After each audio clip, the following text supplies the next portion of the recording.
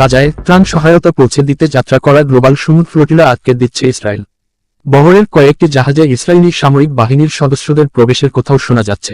আর ফ্লোটিলার পথের প্রতিবাদে ইতালিতে সাধারণ ধর্মঘটের ডাক দিয়েছে দেশটির বৃহত্তম শ্রমিক সংগঠন।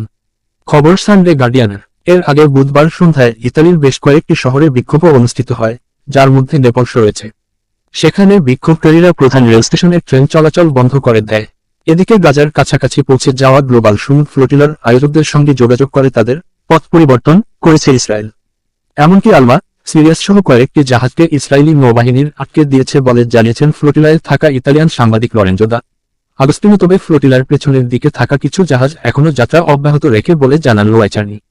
তিনি ইনস্টাগ্রামে প্রকাশিত এক ভিডিও বার্তায় বলেন, আমরা নৌবহরের পেছনে আছি এবং গাজার দিকে অগ্রসর হচ্ছি। এখন পর্যন্ত কেউ আমাদের আটকায়নি। ইসরায়েলি নৌবাহিনীর আগ্রাসী আচরণের মুখে গ্লোবাল সমুদ্র ফ্লোটিলা তাদের জাহাজগুলোতে জরুরি অবস্থা জারি করে।